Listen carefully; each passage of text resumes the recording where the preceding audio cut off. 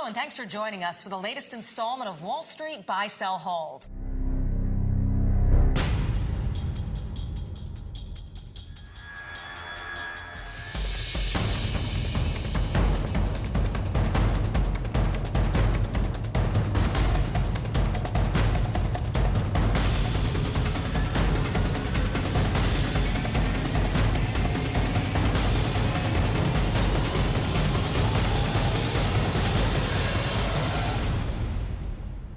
If you journey to the key mineral districts of Nevada, which just happens to be the world's fourth richest gold region, you wouldn't have to go too far before you came across a project operated by Rye Patch Gold.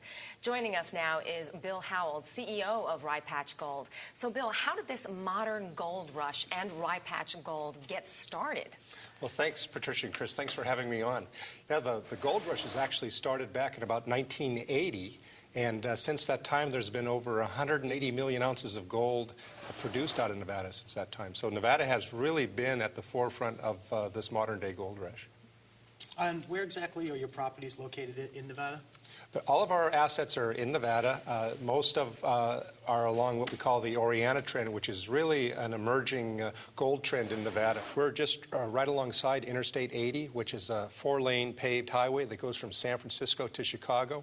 On our property, we have water and power, and nearby, within 5 miles of the project, we have people in the town of Lovelock, Nevada. What other things would you say make your company different than some of the other competitors out there that might be interesting to investors? Sure. There are a lot of junior mining companies in the sector, and there are a number of different business models. One of the business models is what's called the project generator or joint venture model. In that case, a company acquires some land that they think is good, and they joint venture it with another company.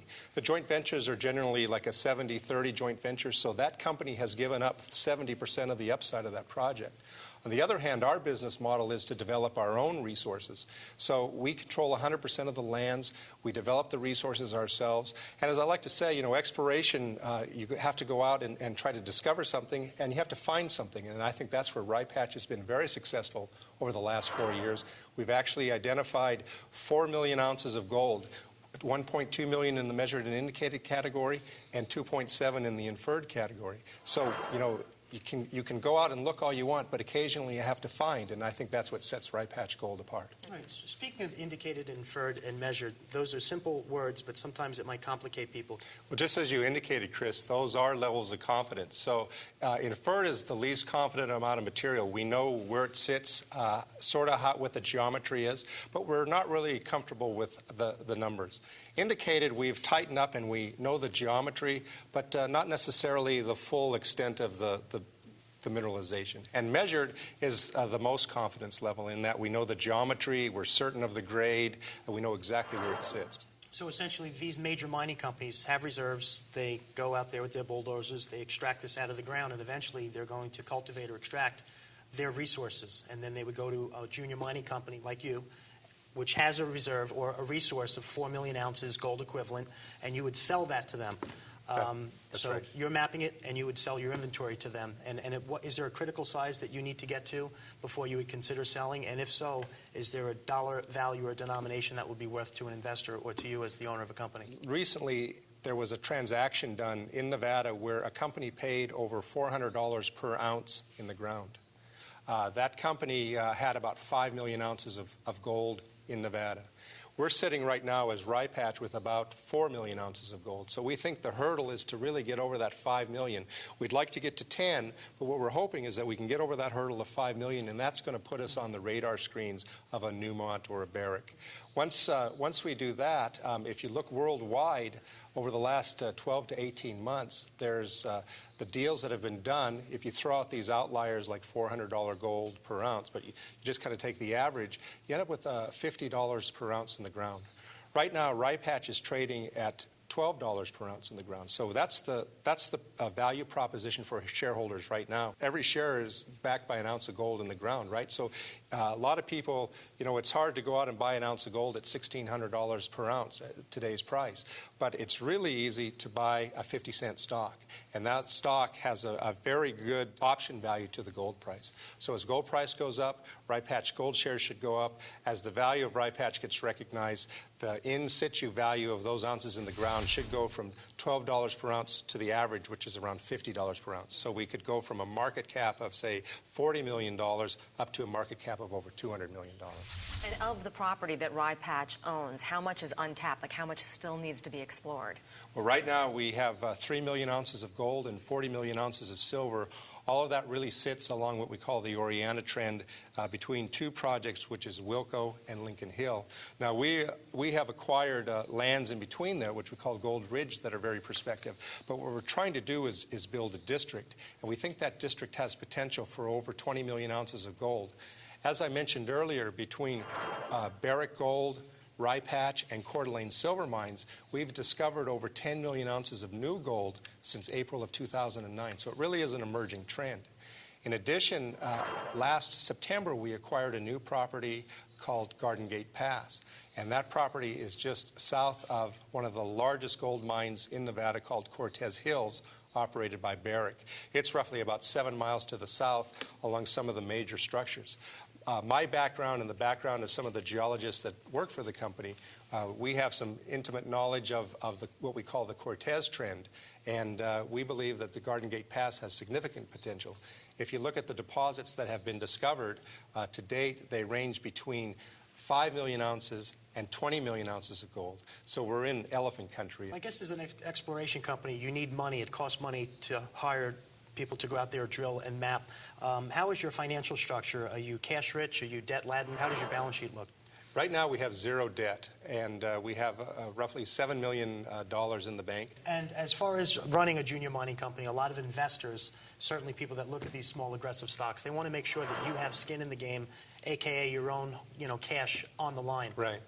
Is that the case with Rye Patch Gold? Management owns about 10% of the company, and we feel we're buyers in the market. I mean, we think it's very much undervalued. When, like I said, if you look at our ounce, what we're getting per ounce in the ground of about $12, and the average is $50, it makes sense to be a buyer. What would happen if gold went to $2,000 or $2,500 an ounce? What would that mean to the $50 potential sale price? Would that go up to 60 or 80 or 100? Is that possible? Again, each share of Rye Patch is backed by some ounces of gold in the ground. So as gold price appreciates, the option value of those ounces in the ground appreciates. Technology has changed just about every industry that we can think of today. How has technology changed your business? To get to those sweet spots on the ground, we use satellite technology. We have a variety of new lithogeochemical packages that we can run, and just an advance in modeling of known gold deposits has helped immensely. And obviously we have a stock show here, and we want to introduce investors with potential home runs, golden opportunities that have yet to be discovered by the large firms. Do you have any partners? Are there any majors that have either A, partnered up with you or looking at your company as a potential future investment? What I can say is if you look at our share structure, about 60% of the outstanding shares are held by gold institutions or gold funds and institutionally. Really? Our largest is a fund called the Sun Valley Master Fund out of Sun Valley, Idaho. They control about 15% of the company. Mm-hmm. If you also look at gold miners that have been involved with us, Ken Ross Gold holds about 15% of the company. So right there, just those two individuals or two groups hold 30% of the company. You've got management with 10%, and we've got a number of other gold funds and institutions that hold the remaining 20%. I've been to your properties, and you've got some majors that are surrounding you just over the hills within a half mile or a couple of miles. Which companies are those exactly? Yeah, in the district along with us are Barrick Gold at their Spring Valley. Everybody knows Barrick. Sure, they're one of the world's largest gold mining companies. Coeur d'Alene Silver Mine, which is the largest open-pit silver mine in North America, sits immediately adjacent to our Lincoln Hill and Gold Ridge properties. And then Newmont has scattered lands throughout the district as well. So we've got some very good neighbors. You have a good balance sheet. You've got blue-chip partners, large institutions. You've got great properties with resources that are in the bank or in the ground. What's next for Rye Patch Gold? Well, our goal is to get to 10 million ounces of inventory of gold and silver in Nevada. What we hope to have happen is that we'll get on the, as we build the company, we'll get on the radar screens of these larger gold mining companies, and the ultimate goal for investors is the company would be purchased. We see there's about 120 some odd million shares outstanding. Are there any options or warrants out there which would A, cause a little dilution, but also give you additional inflow of funding? Right. There are about 12 million warrants that come due on, oddly enough, December 24th of this year. So if those are all exercised, that'll bring in $4 million into the Treasury. So a little bit of dilution, but some cash to go with it. What's the price of those options? They're priced at 35 cents, so right now they're in the money. So we could probably equate, if you're valuing your stock price at about $12 per gold equivalent, and most people are being valued at $50, so you're probably 25% of what your realistic value is. So your stock That's is right. undervalued, and you could realistically support a $2 stock price. That's correct. I mean, if you just do the math and, like I said, look at the deals that have been done over the last 12 to 18 months, that's what you'll find is that the average is $50. We're getting about 12. So right there, you know, if once we get the word out and we can get some exposure, which is part of this show, that we can maybe see that value gap be you know, so that's a five-banger right there, as they say. So, Bill, give us some background on the management team and also tell us about the geologists that you work with. The geologists that work for Rye Patch, we're truly have the opportunity here of a lifetime. I call them the dream team, in that they've either been part of or led teams that have delivered over 80 million ounces of gold to the portfolios of companies like Placer, Barrick, Agnico Eagle, Santa Fe Pacific, and now Rye Patch. I'm looking at other companies that have been purchased in your industry or acquired. Right. Large companies, mining companies need to find more resources. They would come in and pay approximately industry standard of about $50 per ounce or even up to $400 per ounce. So at $1.50, $2 is your cost per ounce. You've got a big profit margin there from 2 to 50 cents. That's correct. I mean, the hope would be that we would eventually get to that $50 per ounce in the ground.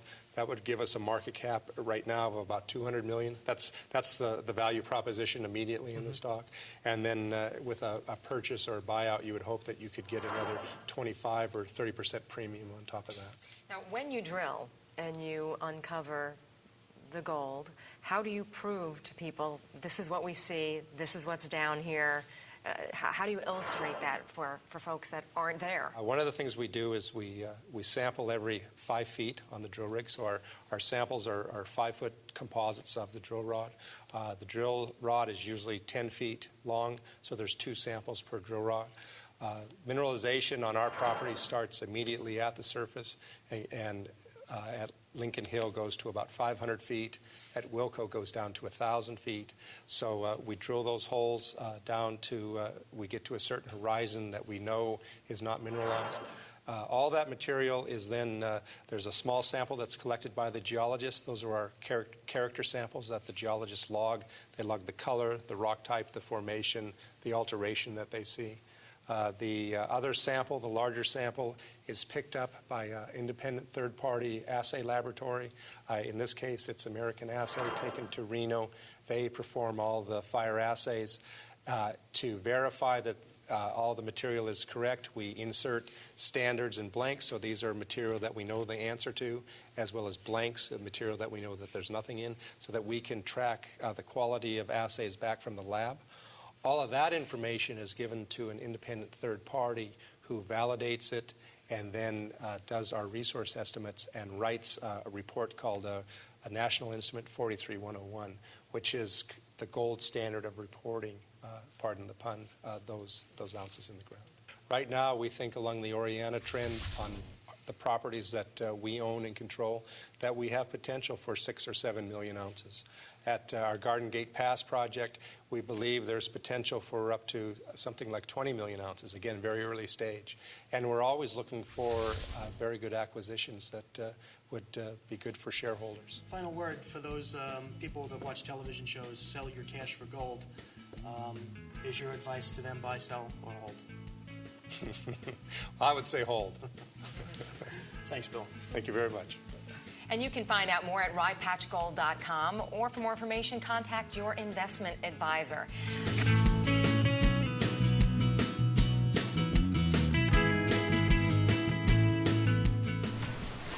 If you can hear this transmission, you are part of the resistance and you are not alone. We are outnumbered but not outsmarted. We are taking Florida back in the streets, in the air, in the water, and we have infiltrated the airwaves. We know you're tired and looking for a better taste, so you must join the fight. We have the answer. It's in your DNA. DNA Energy Drink. We are the revolution.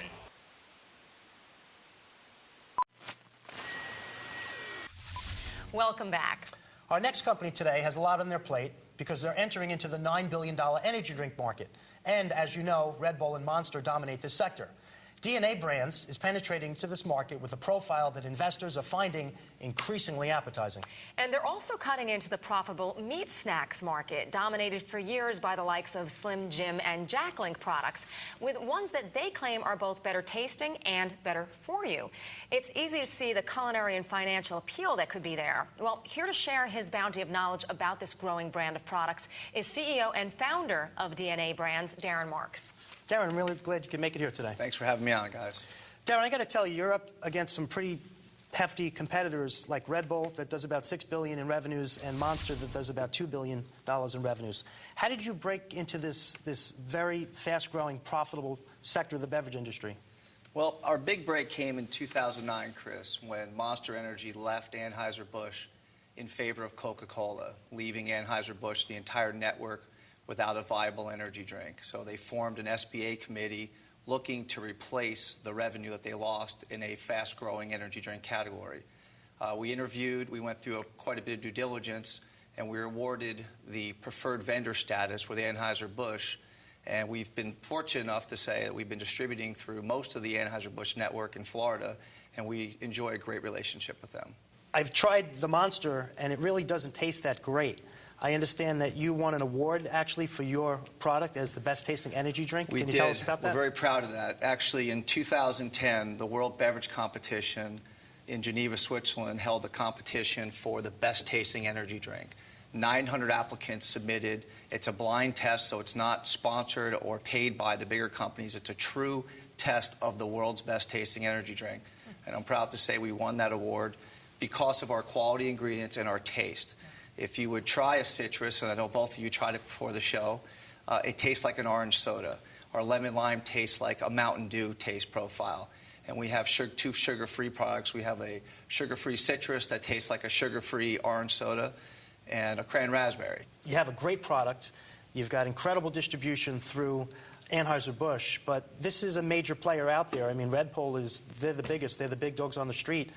I've heard they're even firing some of their distributors to do self-distribution to essentially cut out the middleman and increase their profits. How does this benefit or help you?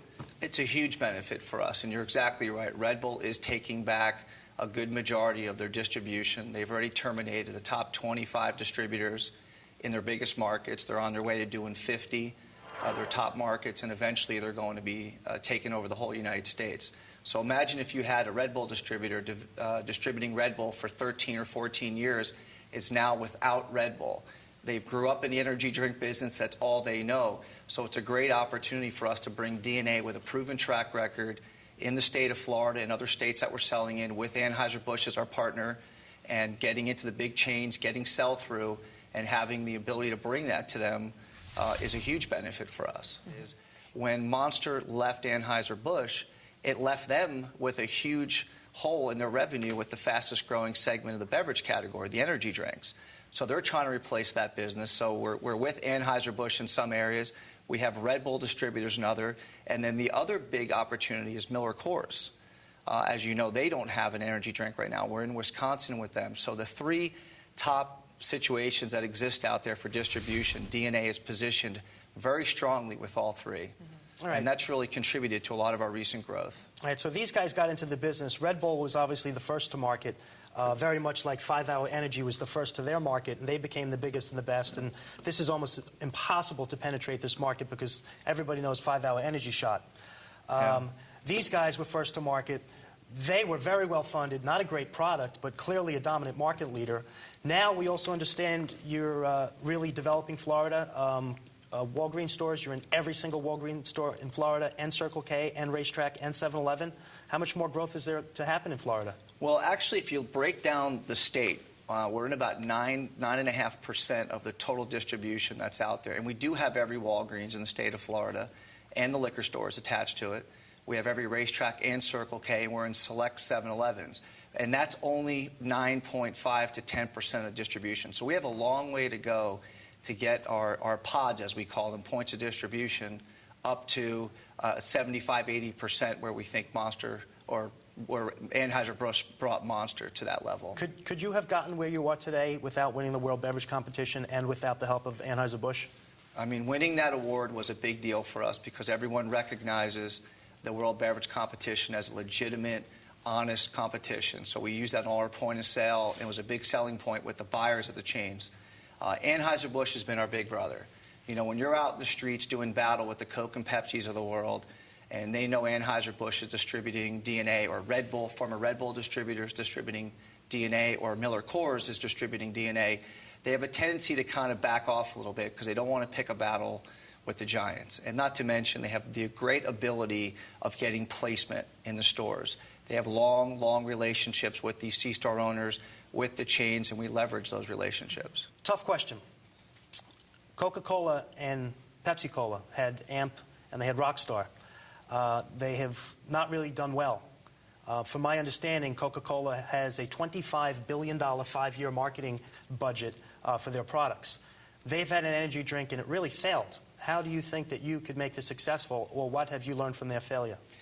Well, you're exactly right. They have failed miserably. And part of the failure is they go out and do national distribution because they have a model they have to follow. And even though it's Coke or Pepsi, if you put it on the shelf, it doesn't necessarily mean it's going to sell. Again, the slow, methodical growth going into a market. Let's take Florida, for example, where we did the action sports first. We built credibility. Then we stemmed into the independent trade, built credibility there, got sell-through. The key to this thing is the brand selling. We can open up 15 states in the next 12 months, but I will guarantee you that 60% of it's going to fail because we don't have the manpower or the marketing to support it.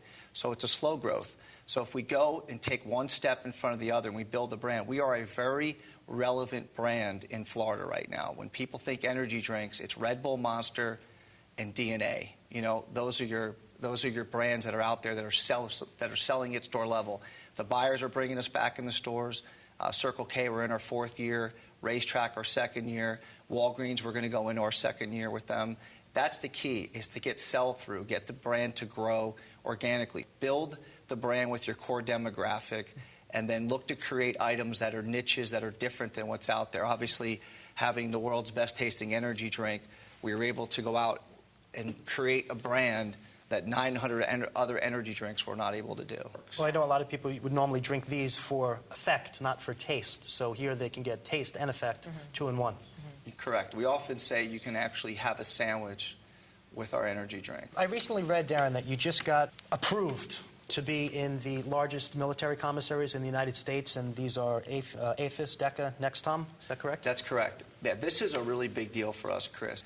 We were able to present to DECA and APHIS. Those are the 2 big buying groups for United States military. They cover all the military bases, whether it be commissaries or PXs, around the world. For investors that may be watching, what would you say is the single most important thing that you would like them to leave with today when they think of DNA brands? Well, I think there's a couple things, but the number one thing for an investor is the opportunity that exists by having Coke distributing Monster and owning Full Throttle, and then Pepsi, of course, distributing Rockstar and owning AMP. And now, as I mentioned earlier in the show, Red Bull terminating a top 50 and soon to be the entire United States. There is a huge opportunity for a company like DNA. If we can stay disciplined, Patricia, and focus on these markets and continue to get the growth and the sell-through that we can build a national program with a mixture of Miller Coors, Budweiser, and former Red Bull distributors. So that's the opportunity, and I think our discipline, our marketing, and it's not just a one-shot answer, unfortunately. It's a combination of many things, but that's the real opportunity there. We have a lot of the guys that worked for Red Bull when they brought Red Bull over, when they couldn't give away a Red Bull. You know, to think about this. Yeah. They couldn't give it away. $2 item, tasted like medicine, quite frankly. They couldn't give it away. Now it's a $6 billion a year business that they've created. Just Red Bull alone. Monster was $4 a share, Hanson's, and it went to $2.40 the equivalent. Okay, by building market share. There is definitely... $240 as in $240. $240. And that's split adjusted, now it's 85. Right, and there's been many splits and so forth. I mean, I wouldn't know the exact dates on those splits, but I know it's split quite a bit. The opportunity for a small company like us to come out and take down $100 or $200 million of a $9 billion a year category with the help of Anheuser-Busch, Miller Coors. You're not asking for much. We're not asking for much, and it's very doable. But again, it's going to take one step at a time. Well, Darren, you and DNA have so much going on. What could possibly be next for DNA Brands? Well, we're very fortunate, as I mentioned earlier, Chris, that our brand's doing really well in Walgreens, and we're doing a promotion in the month of October. We're introducing a 4-pack program through Walgreens where we're going to have a $6.99 retail, and then for the 2 weeks in October, we're going to do a buy one, get one free. So for every 4-pack you buy, you get a free one, which is going to create trial. People are going to try the brand. We think this is going to be hugely successful. It's a big revenue source for us. The distributors are really liking it, and we think it's going to be something that could grow the business outside of Florida. All right, and what happens if that BOGO, the buy one, get one free, works out well, and Walgreens corporate calls you and say, we want to put you in 8,000 Walgreens stores, and we'd like you to do this quickly as opposed to slowly. All right, can you and will you make that happen? We are raising money right now. We do, as I mentioned to Patricia earlier, have the opportunity to grow the brand. We've had a lot of calls from a lot of distributors. A lot of chains want to do business with us because of the success that we've had. So we would raise money, see what we would need, and then go out and execute on that. Or if someone else bigger, like a Red Bull or a Monster, they could just buy you and you could disappear, or they could roll you into their own brand as a new flavor. Absolutely. We've been approached by a couple investment banking firms that have gotten due diligence packages on us to kind of keep an eye on us. We're not quite at that point where I think they're ready to come in with something that we would be happy with. You know, we're about building shareholder value right now. We want to see our stock go much, much higher than where it is currently, and we think we can do that. But there's no question, as we grow, we will be a very attractive takeover for a company that wants to expand their line or wants to be in the energy category for a first time, because they're not going to be able to create a brand. Most companies can't, but they'll buy them and then put the money behind it and then grow it nationally. The heavy lifting's already been done. Correct. Well, Darren, thank you so much for being on the program today. Thank you for having me, and I appreciate you letting me speak about DNA Brands. My pleasure. Thanks. Well, if you'd like to learn more about DNA Brands, log on to DNABrands.com or WallStreetBuySellHold.com.